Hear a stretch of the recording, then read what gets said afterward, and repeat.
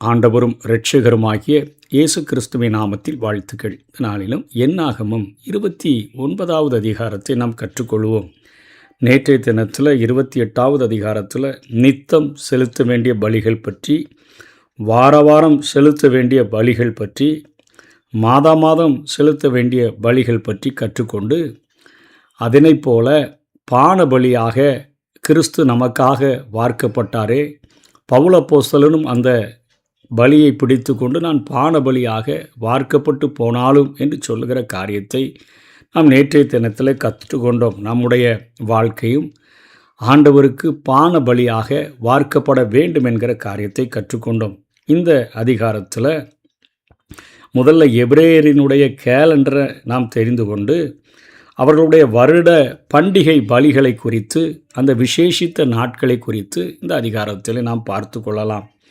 அவர்களுக்கு முதல் மாதமானது நிசான் அல்லது ஆபிப் மாதம் என்று அழைக்கப்படுகிறது. இதனை யாத்ராகமம் 12வது அதிகாரம் 12வது வசனத்திலே நாம் பார்க்க முடியும். அதே போல் 2வது மாதம் அவர்களுக்கு சீப் மாதம் என்று அழைக்கப்படுகிறது. இது 1 ராஜாக்கள் 8வது அதிகாரம் 1ஆம் வசனத்தில் நாம் பார்க்க முடியும். 3வது சீவான் என்று அழைக்கப்படுகிற மாதம் எஸ்தர் 8வது அதிகாரம் 18வது வசனத்தில் இதை நாம் பார்க்க முடியும். அதனைப் போல 4வது மாதம் தம்மூஸ், இது எசேக்கியேல் 8:14 பார்க்க முடியும். அடுத்தால 5வது மாதம் அவர்களுக்கு அப் என்று அழைக்கப்படுகிறது. 6வது மாதம் எலூல் என்று அழைக்கப்படுகிறது. நெகேமியா 8:15 நாம் இதை பார்க்க முடியும். அதனைத் தொடர்ந்து 7வது மாதம் திஸ்ரி அல்லது எத்தானீம் என்று அழைக்கப்படுகிறது. 1 ராஜாக்கள் 8:12 பார்க்க முடியும். அதனைப் போல அவர்களுக்கு 8வது மாதம் கெஸ்வான் என்று அழைக்கப்படுகிறது அல்லது பூல் மாதம் என்று அழைக்கப்படுகிறது. இது 1 ராஜாக்களில் நம்ம 8வது அதிகாரம் 38வது வசனத்தில் பார்க்க முடியும். அதனைத் தொடர்ந்து கிஸ்லேயு என்று 9வது மாதம், இதை நாம் நெகேமியா 1:1 பார்க்க முடியும். அதே போல் 10வது மாதம் தேபேத் என்று அழைக்கப்படுகிறது. எஸ்ரா 2:16 பார்க்க முடியும். சேபாத் என்று அழைக்கப்படுகிற மாதம் 11வது மாதம், இது சகரியா 1:7 பார்க்க முடியும். அதனைப் போல் அவர்களுடைய 12வது மாதம் ஆதார் மாதம் என்று அழைக்கப்படுகிறது. இந்த ஆதார் மாதம் எஸ்ரா 6வது அதிகாரம் 15வது வசனத்தில் நம்ம பார்க்க முடியும். ஆகவே எபிரேயருடைய கேலண்டரில் நமக்கு எப்படி 12 மாதங்கள் இருக்கிறதோ அதே போல் அவர்களுக்கும் 12 மாதங்கள் காணப்படுகின்றன. இவர்கள் நித்த பலிகள், வார பலிகள், மாத பலிகள், வருடாந்திர பண்டிகை பலிகள் இவைகளை செலுத்துகிறதற்காக இங்கே நினைப்பூட்டப்படுகிறதைத்தான் நாம் இங்கே கற்றுக்கொள்ளுகிறோம். அதாவது இஸ்ரவேலரினுடைய பண்டிகைகளும் புனித நாட்களும் என்கிற தலைப்பின் கீழாக நாம் பார்த்தோம் என்று சொன்னால், அந்த நிகழ்ச்சிகள், அந்த நிகழ்ச்சிகளுக்கான குறிப்புகளை நம்ம பார்க்க முடியும். அவர்களுக்கு முதல்ல ஓய்வு நாள், இது ஒவ்வொரு 7வது நாளும் வேலைகள் எதுவும் செய்யாதபடி அவர்கள் கொண்டாட வேண்டும். இதனை முதல்ல ஆண்டவர் யாத்ராகமம் 20வது அதிகாரம் 8 11 வரை போதிக்கிறார். 31வது அதிகாரம் 12 17 வரை மீண்டும் போதிக்கப்படுகிறது. லேவியராகமம் 23:3 நினைப்பூட்டப்படுகிறது. உபாகமம் 5வது அதிகாரம் 12 15 வரையும் இந்த ஒவ்வொரு 7வது நாளும் வேலைகள் எதுவும் செய்யாதபடி ஓய்ந்திருக்கும்படியாக அவர்களுக்கு அறிவுறுத்தப்படுகிறதை நாம் பார்க்கிறோம். அதை போல மாத பிறப்பு, இந்த ஒவ்வொரு மாதத்தினுடைய முதல் நாள் எக்காலம் ஊதி பலிகளை செலுத்தி ஓய்வுடன் ஒவ்வொரு மாதத்திலும் அவர்கள் அதை கடைபிடிப்பார்கள். அதனை என்னாகமம் 28வது அதிகாரம் 11 15 வரையும் பார்த்தோம். சங்கீதத்தில் கூட 81வது அதிகாரம் 3 நம்ம இதை பார்க்க முடியும். அதனைத் தொடர்ந்து பஸ்கா பண்டிகை, இது யாத்ராகமம் 12வது அதிகாரம் 1 14 வரையிலும் அவர்களுக்கு சொல்லப்படுகிறது. லேவியராகமும் 23:5 நினைப்பூட்டப்படுகிறது. இப்போ என்னாகமும் 28:16 இந்த பஸ்கா பண்டிகை குறித்து மோசே இடத்தில் ஆண்டவர் நினைப்பூட்டுகிறார். உபாகமம் 16வது அதிகாரம் 1 7 வரையிலும் இனிமேலும் நாம் கற்றுக்கொள்ளப் போகிறோம். முதல் மாதத்தினுடைய 14வது தேதி எகிப்திய அடிமைத்தன விடுதலை நினைவு கூறப்படும்படியாக இந்த பண்டிகை அவர்களுக்கு கொடுக்கப்பட்டதை நாம் படித்திருக்கிறோம். அதனைத் தொடர்ந்து 4வதாக புளிப்பில்லாத அப்ப பண்டிகை, இதையும் என்னாகமம் 28:17 25 வரையிலும் இந்த அதிகாரத்துக்கு முந்தின அதிகாரத்தில் நம்ம பார்க்க முடியும். இது யாத்திராகமம் 12 அவர்களுக்கு போதிக்கப்பட்டு விட்டது. லேவியராகமம் 23வது அதிகாரத்தில் நினைப்பூட்டப்பட்ட இந்த புளிப்பில்லாத அப்ப பண்டிகை இப்பொழுது என்னாகமம் புத்தகத்திலும் மோசேக்கு ஆண்டவர் நினைப்பூட்டும்படியாய் சொல்லுகிறார். இது பின்னாட்களில் உபாகமம் 16 3ஆம் வசனம் 4ஆம் வசனம் 8ஆம் வசனத்தில் இது சொல்லப்பட்டிருக்கிறதை நாம் பார்க்க முடியும். பஸ்காவை தொடர்ந்து 21வது நாளில் இது முடிவடையக்கூடிய ஒரு புளிப்பில்லாத அப்ப பண்டிகை. இதனைத் தொடர்ந்து முதற்பலன் பண்டிகை, இது என்னாகமும் 28:26 எழுதியிருக்கிறது.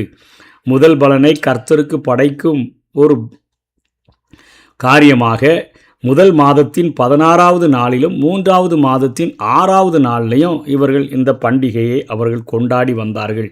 இதனைத் தொடர்ந்து வார பண்டிகை, இது பெந்தேகோஸ்து அப்படின்னு சொல்லி அழைக்கப்படுகிறது. யாத்திராகமும் 23:16 வசனத்தில் 34:22 மற்றும் என்னாகமும் 28 28வது அதிகாரம் 26ஆம் வசனத்திலிருந்து 31வது வசனம் வரையிலும் இது நினைப்பூட்டப்படுகிறது.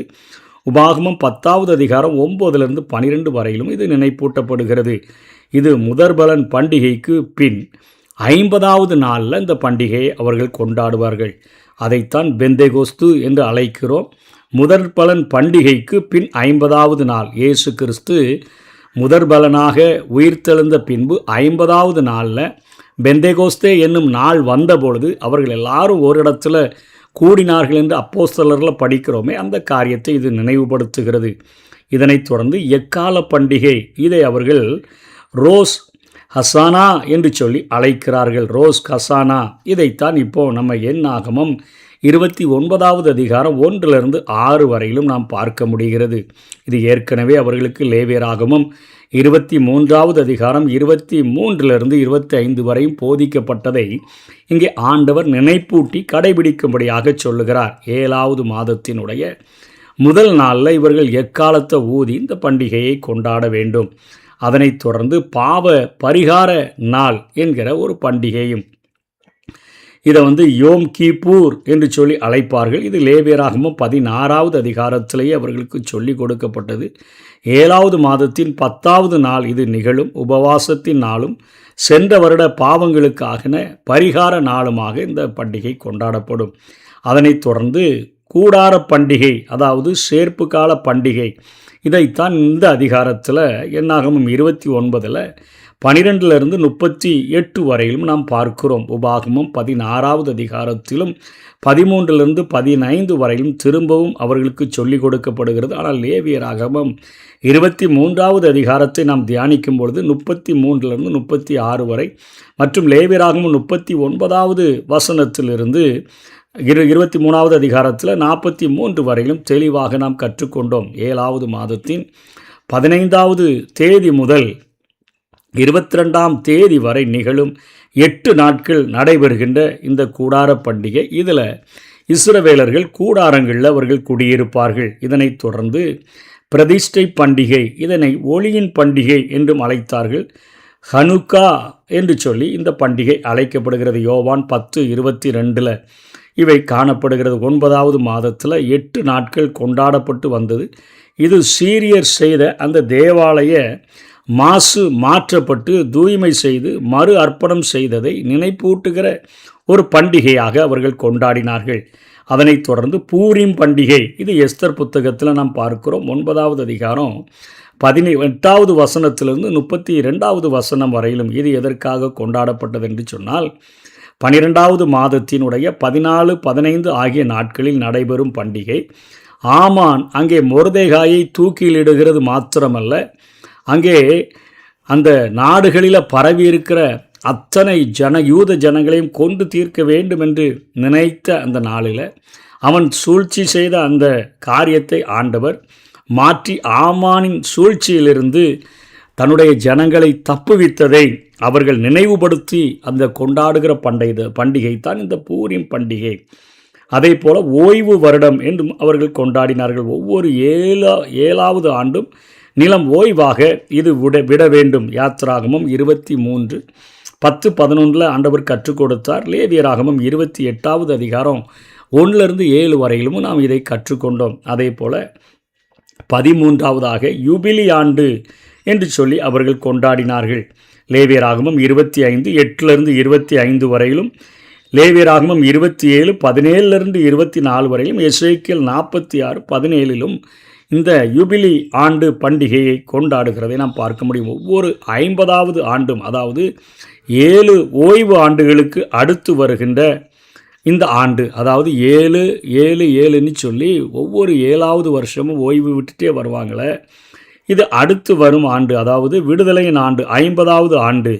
இது அடிமையான எல்லாவற்றையும் மீட்டு கொள்ளுகிற ஒரு ஆண்டாக அவர்கள் இந்த பண்டிகையை கொண்டாடும்படியாக குடியிருக்கிற தேசத்தில் அவர்கள் கொண்டாட வேண்டும் என்று சொல்லி ஏற்கனவே கற்றுக் கொடுத்தவைகளை மீண்டுமாக ஆண்டவர் நினைப்பூட்டி இந்த இஸ்ரவேலின் பண்டிகைகளை, புனித நாட்களை மோசையின் மூலமாக அவர்களுக்கு நினைவுபடுத்தினபடினாலே ஒவ்வொரு மாதத்திலும் மாதமும் அவர்கள் பலிகளை செலுத்தி பண்டிகைகளை கொண்டாடுகிற காரியங்கள் இவைகள் காணப்படுகின்றன.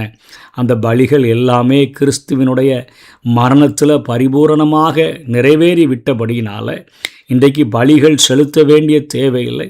இவைகள் மாதத்தில் இந்த மாதம் இந்த நாள் இப்படின்லாம் கொண்டாடுகிறதற்கு பதிலாக ஒவ்வொரு நாளும் நமக்காக, நம்முடைய பாவங்களுக்காக கல்வாரி சிலுவையில் தன்னையே ஒப்பு கொடுத்த அந்த ஆண்டவராகிய இயேசு கிறிஸ்துவை அதிகாலை வேளையில் அந்த அன்பை நினைவு கூர்ந்தவர்களாக ஒவ்வொரு நாளும் பரிசுத்த ஆவியினாலே தேவ அன்பு நம்முடைய இருதயங்களில் ஊற்றப்பட்டு உதடுகளின் கனியாகிய ஸ்தோத்திர பலியை எப்பொழுதும் அவருக்கு செலுத்துகிறவர்களாக நாம் வாழுவோம். விசேஷித்த நாட்கள் என்று அல்ல, ஒவ்வொரு நாளும் ஆண்டவர் கிருபையினால் நமக்கு நிறைத்து, ஒவ்வொரு நாளும் விசேஷித்த அபிஷேகத்தினால், விசேஷித்த கிருபையினால், விசேஷித்த ஜெயத்தினால் ஆண்டவர் நிறைத்து நடத்துகிறதை ஒவ்வொரு நாளும் உணர்ந்தவர்களாக நன்றி அறிதல் உள்ள இருதயத்தோடு கூட அவருக்கு நன்றி செலுத்துகிறவர்களாக அவருடைய வருகை பரியந்தமும் கடைபிடித்து வாழ்வோம். கர்த்தர் தாமே நம்மை ஆசீர்வதிப்பார்.